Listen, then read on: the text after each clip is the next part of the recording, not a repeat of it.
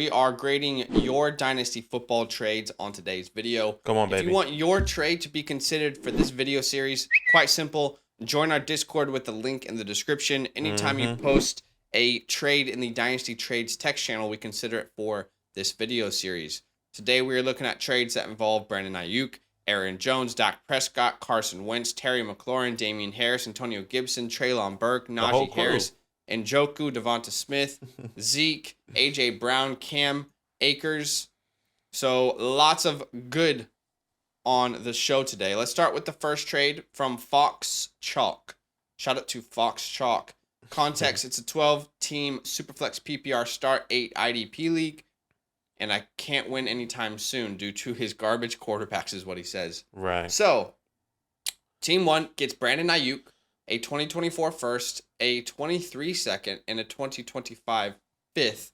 Team 2 gets Aaron Jones in a 2023 second. I think we can only assume that if Team 1 is tanking here, which I imagine might be Fox, that 23 second he got is a little bit better, but we can't. So, I mean, honestly, I'm just ruling those out of the equation here. Where do you lean on this trade? Yeah, I think I'm going with the value on this trade for Team 1 here. Give me Brandon Ayuk in the picks. I love Aaron Jones, but if this is a dynasty league, Aaron Jones is very interesting, but he's getting to that point where, okay, what's the next step for Aaron Jones? I know he signed that contract extension. He's 27 years old. Brandon Ayuk, still young, 24, whether he stays with the 49ers or moves on somewhere else, you still have hope for Brandon Ayuk, and you get the 24 first. And like Zach said, you pretty much cancel out the 23 seconds. Maybe he moves up, maybe he doesn't. Maybe it's around the same area, but still, we've been talking about this 23 class, saying that talent could even go into the second round. And a 23 fifth, I mean, sure, maybe that's a defensive player that you get there or somebody. It's nothing crazy, right. But I'm going with the youth and the 24 first. So give me Team 1. Yeah, I tend to agree. I think the reason that this trade is important just to bring up is because, at some time, there are times in Dynasty where redraft and Dynasty get blurry, and it's hard to really remember or keep track of, hey, Aaron Jones is incredible asset in redraft right now. In Dynasty, he might not be a guy that I want to build around long term. Right. Now, look, depends on your build. Like if you're win now, different strategy, you'll have him for probably the next 2 years. He'll be a great asset. But if you're rebuilding or if you're even like a hybrid win now, Aaron Jones is not the ideal guy to build around. So I tend to agree. I mean, give me the first round pick. I'm ruling out these 2 seconds. With that first round pick, I like the 2024 class. We're already talking about it. Travion Henderson, Braylon Allen. You can probably find a running back to replace Aaron Jones there. And if you're not trying to compete right now, I think Team 1 is a no-brainer here. I like it. All right. Second trade here is from B. Turtz. It's a 12-team Superflex half PPR, and he's not contending this year. Team 1 gets Dak, 2024 second, and a 2025 second. Team 2 gets Wentz, a 2023 late first, and a 2025 late first. Where do you stand here with these two trades? Pretty close, I would say. Yeah, that's exactly what I was going to say. This is a pretty close trade, in my opinion, purely based on like the draft picks and everything. Carson Wentz is definitely a good option. They're both the same age, Carson Wentz and Dak Prescott. But I think we all know that Dak Prescott has a security long term. Unless Carson Wentz gets balls out this year as he is right now and gets a longer contract. I mean, maybe that's the case. Maybe that's not the case. But give me Dak Prescott and the picks. I love the 23 first. I love the 25 first. But, I'm going with Dak Prescott. To be fair, like you said earlier, It is a good even trade because the way I see Team 2 is that you have Wentz, who is not the long-term answer, but you have the long-term answer, hopefully, in that 23 first if you are targeting a quarterback. So in hindsight, I think it could be a really even trade, but there's no way we can wait. Yeah. We can really figure that out. But give me Team 1 with Dak Prescott in the picks. The hard part about this is that they're both late first round picks.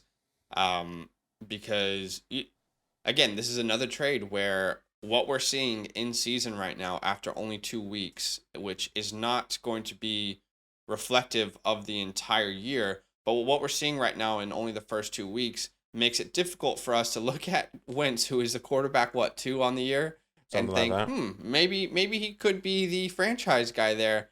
It's difficult to now put redraft aside and focus long term.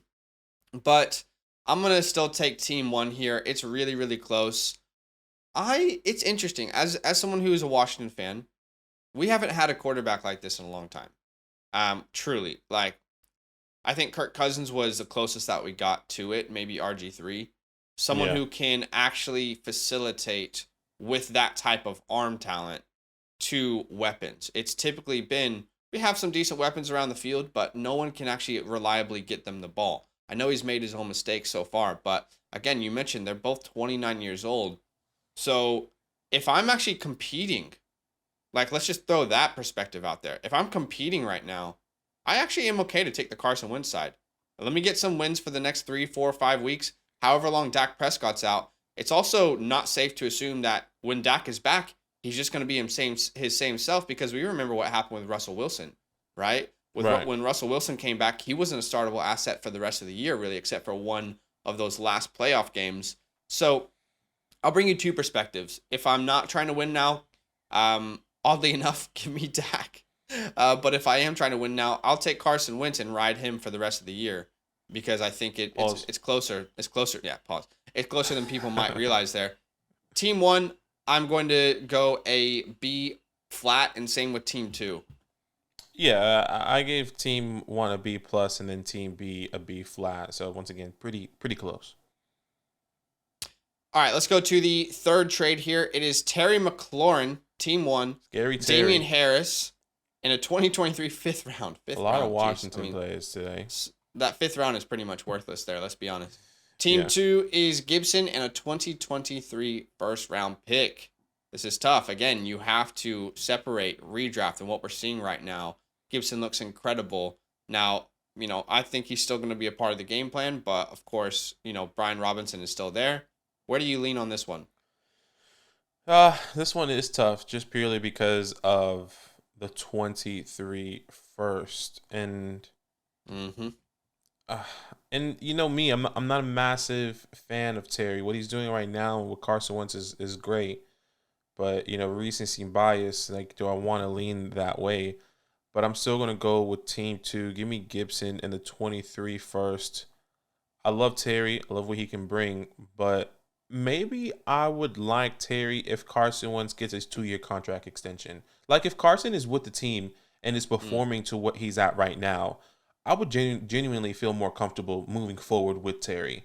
But now, it just feels like he's just going to have a questionable quarterback next year. And that was my problem with Terry every single year. It's just like, there's so many ups and downs. There's so many changing of quarterbacks. Taylor Heineke, Fitzmagic, it was just going everywhere. So give me team two with Gibson and the 23 first. And Damian Harris, by the way, 25 years old, not that much older than Gibson. Can he really, is he going to stay with the Patriots? Is he going to a different team? This can be a very sneaky value for somebody if he's no longer with the Patriots and goes to maybe a team where they're going to utilize him in the best way possible. But yeah, once again, give me team two. Damian is really, really hard to gauge in Dynasty right now. I'm looking at, according to the community, he's currently running back 42, which to me, again, I haven't really understood the Ramondre hype. I don't think people who have believed in Ramondre have been rewarded so far. It's only 2 weeks into the season. That could change. But if Damian comes back, or if he signs to a different team, how is he running back 42 with what we know he can do as a running back, like as a pure athlete, as a talent? How is he the 42nd running back amongst the community? But still, give me the Gibson in 2023 first side. I like Terry. Fair. I like Terry, but again, I'm still going to prefer Gibson, someone that I still believe has a bright future ahead, and I like that 23 class. So give me that side. It's really close. Again, all these trades are relatively close today. Yeah. Team two, team one, I gave a B minus. Team two, I gave an A minus. It was pretty close. Yeah, this flip flop from the last time. Give me team 1 B minus and then team 2 B plus. Very close. All right, this fourth trade is from Killer Hawk. He says 10-man PPR scoring, didn't have any 23 first before the trade, wanted to compete next year. So team 1 gets Treylon Burks and a 23 first. Team 2 gets Najee Harris. I mean, I'll just step in here. I think it's pretty obvious what I'm going to say. I've probably been the biggest advocate of Treylon Burks on YouTube as far as like trying to get him out of value. And to me, this is pretty good value for Treylon. Since I made that video, his value has already risen in the community 6 spots. I anticipate that to continue over the rest of this year. Hopefully you were able to have a buy low opportunity on Treylon Burks. I still think this is a buy low opportunity. But give me Burks in the 2023 first. I love the running backs in that class. And I've actually been someone who, I guess I'm just tooting my own horn all the way here, but I've been talking about regression for Najee. I've publicly have mentioned that multiple times. So now you're just seeing it. You're seeing it right now. But again, it's only the first 2 weeks. Things could change, but this is more about Burks in the first than it is about Najee. I still like Najee in Dynasty. Yeah, I still like Najee in Dynasty as well. And I think my thought process here is Treylon Burks going to take the next step? Who's going to be his quarterback? And I'll be really excited to see if he can take the next step. But for me, I'm with you. Give me Treylon Burks or team 2, Treylon Burks in the mid-23 first for me. Not the mid-23 first, this is a 23 first. I don't know where it's at personally. Yeah. Not necessarily in love with the thought process of having Burks right now, but there is tremendous upside, Sure. Yeah. Yeah. I mean, I'm actually very, very hopeful with the first 2 games for Burks. So that's interesting you say that. No, it is hopeful. And I think long term, I think my thought process with Burks, just to give the community a quick, pick of my brain really fast, is just who's going to be the quarterback? Is Malik there? Is Malik going to really progress this in year 2? When he comes in, how much playing time he's going to have? Is he going to struggle coming in? And I think that's really going to translate to if Burks is going to be of value in his year 2 with Malik, if Malik is the quarterback. But if they go a different route and they get, hypothetically, they get a Kirk Cousins. Hypothetically, they get a young guy in the draft that can really step up, or a veteran quarterback that you feel a lot more comfortable with moving on, then we can talk about Treylon Burks with confidence in my eyes. But right now, I'm happy with Treylon and the talent. Let's just see what happens. But yes, I am taking this just based on the 23 first and knowing that I can get a Bijan, knowing I can get a Jameer. Hopefully, I can get some of these guys. So, all right, give me team 1. I gave A plus. I really love this trade. Like, this is one of the most lopsided trades for me. And then team 2, I gave a B, just a flat B. Yeah, team 1, I gave a B, and team 2, I gave a B minus. Yep. All right. Trade number 5 from Shades 80.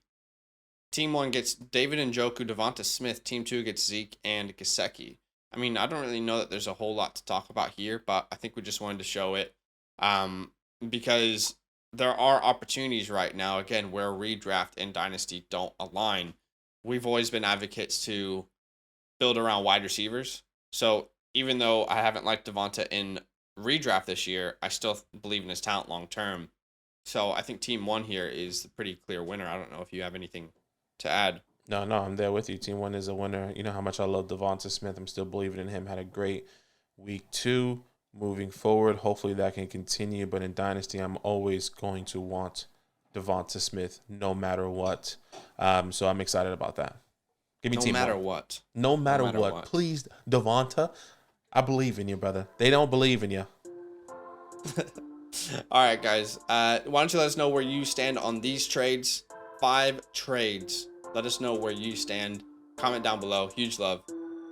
See you later. Yo, what's good? Thanks for watching. We got a lot more videos. A lot more. If you want more videos, watch it. You can also subscribe right now if you want to. You need to. And lastly, don't forget that you can sign up to support the show and get exclusive content by going to patreon.com/FantasyLand fam.